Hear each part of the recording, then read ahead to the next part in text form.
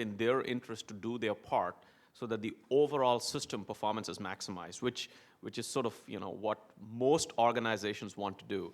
So it's not clear where the community ends, where there's an end point after retirement, where you get to borrow. There's an entire environment which seems to be there, and it's sort of curious that it's evolved to that point, that it affords a whole mix of things rather than just one thing.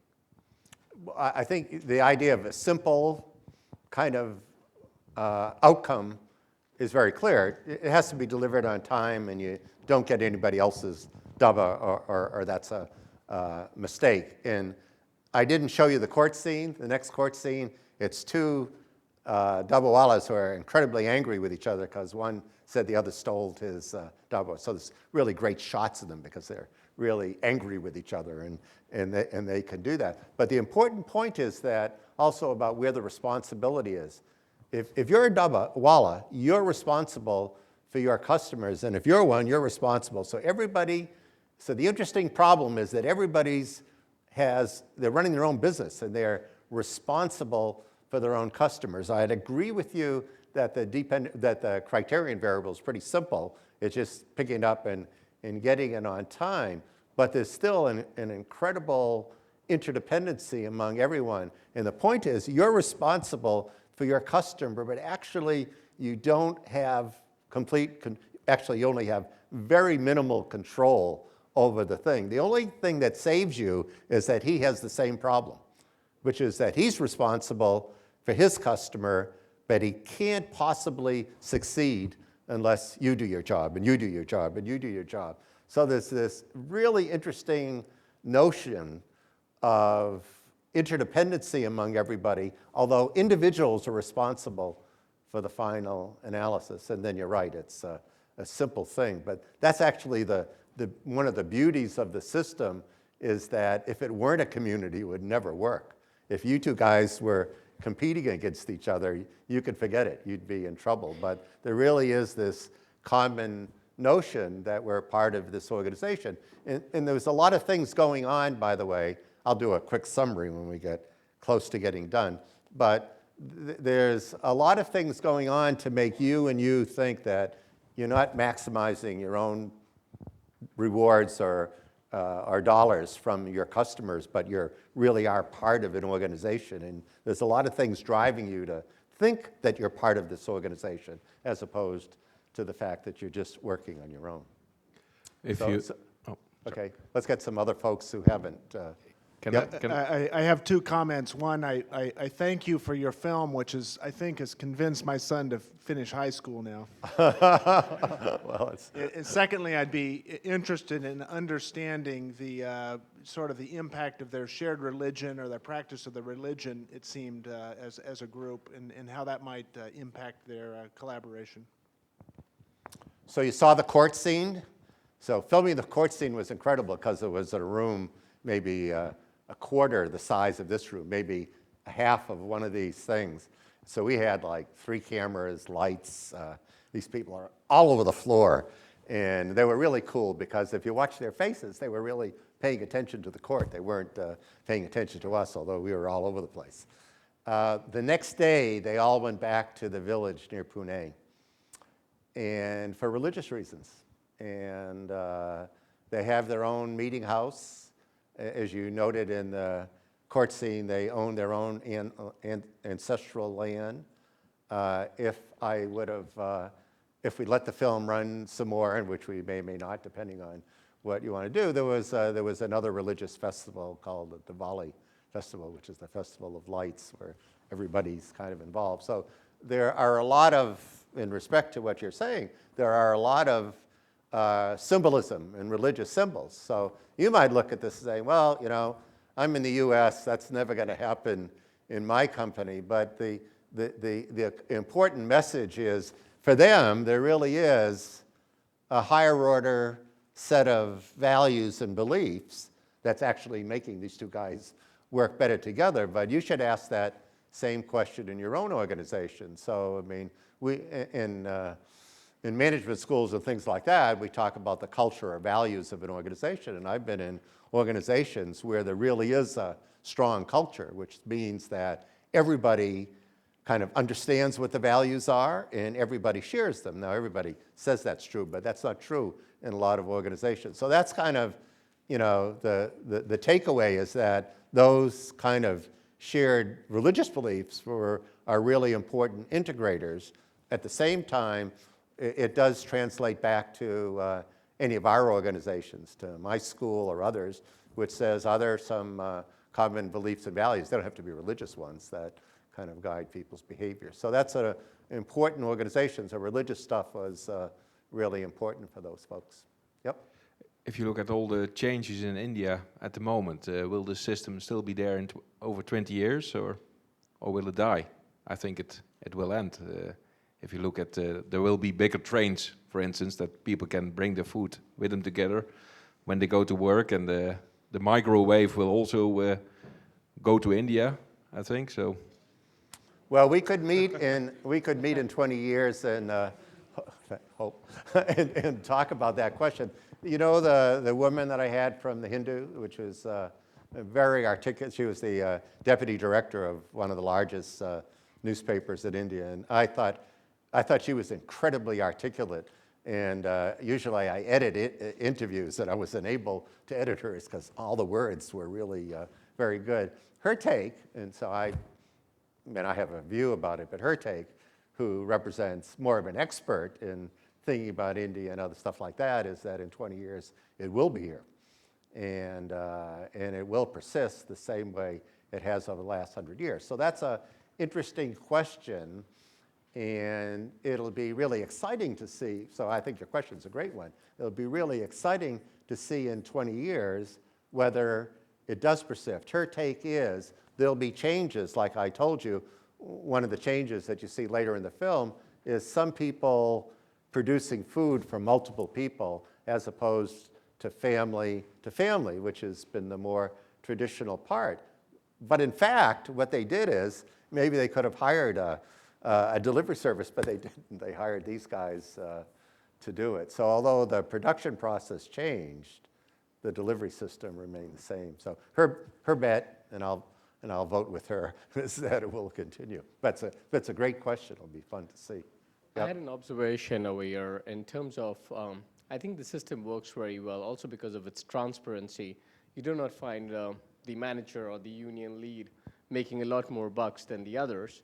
So I think it's a system whereby people are relatively making similar kind of money, and there's not a very high competitive spirit to kind of lynch on another person's territory just to make more money itself. So I think it's a good learning from organizational perspectives, where everybody's more driven by personal objectives rather than from an organizational viewpoint. That's right. So there isn't a big jump between those people. And I mentioned when we were talking about over here, or to someone we were talking about groups, that there was actually a sharing of revenue within the group. So you wouldn't be maximizing more revenue than somebody else.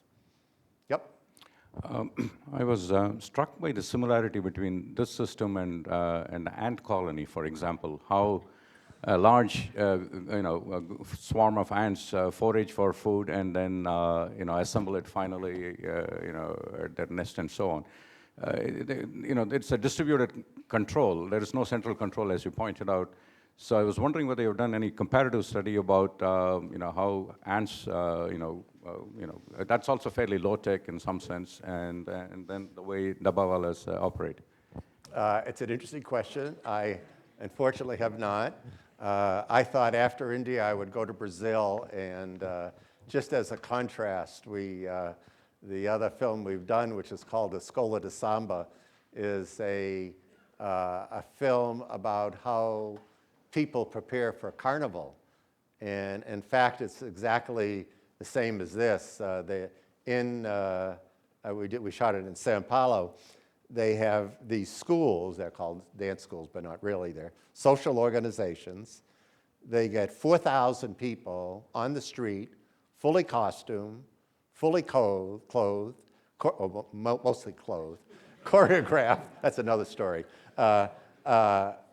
completely choreographed. The level of competition is incredible. So we had followed them for 12 months before Carnival occurred, which is an incredibly big event in Brazil. 3 days before, two of the groups met at a railroad station, and 3 people were killed and about 10 were injured because of competition. So this wasn't, just, well, go out and sing and dance. I mean, this was 12 months of activity. So I haven't studied ants, but I thought it was maybe more fun to study the Brazilian carnival. But I think it's an interesting observation about kind of understanding how those work and how collaboration occurs in that. But and there was a lot of parallels between Brazil and India, but other than that, it's not. So a couple more questions, then I'm going to give you a quick, then we need to manage time a little bit. Yes, sir. My observation and question about this, the first question you asked is about why 3 months seems to be the minimum term for apprentice to be a good dashwala. I think just like many other traditional occupation, for example, a young man used to need 3 years to be a smithman or 5 years to be a carpenter. What you can learn is mainly depend on what your instructor can teach you. So in this business, all they can learn only from this one instructors. So it's possible, because now it's a company, the company, they have more experience this professional training system. So they can spend only 2 weeks, 3 weeks to be a qualified Devawala. Because now the market demand is 1 million lunch boxes per week. What about because other reason? Because this film, the people think it's a very reliable system. So the market demand changed to be 2 million, 5 million.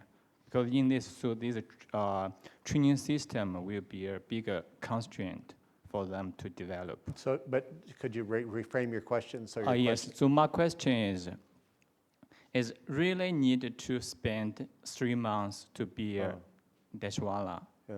Or is it just because you can learn only from one group? Well, it's interesting because someone asked a great question about that before, about standard operating procedures and things like that. And one of the offsets to that was whether people can read. But what you need to think about is, what are they being trained for? And so I would say the answer is yes. I understand why they do the 3 months, because the 3 months is partly to figure out how to work through the city, which is a non-trivial thing. It's big, it's densely populated, and the advantage is it's a north-south country, north-south city, but it's still pretty complex. So that's kind of pretty straightforward stuff that you'd want to teach. But actually, that's not the only thing they're teaching. They're actually teaching much more about some of the general beliefs and values that we talked about before that really make the system work. And to some extent, that's as or more important than knowing how to get to Hospital X or go to the second floor and things like that. So actually, I think their concept of training, although they didn't take any HR classes or things like that to figure out, it actually is very thoughtful, because it's providing mentoring. Remember, what the guy's doing, he's walking around with these people. So they're learning a lot more than how to get there. They're learning about how to be a Dabawala, which I think, remember, the incredible difficult thing is that there's at least 4 or 5 sorts. You're relying on a lot of other people. It's incredibly easy to screw up, and they don't.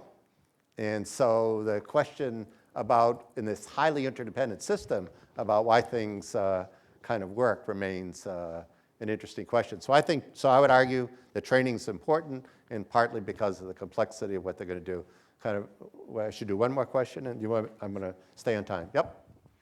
Can you find a cheaper way of transport through these narrow streets that can carry more wallas than the bicycle?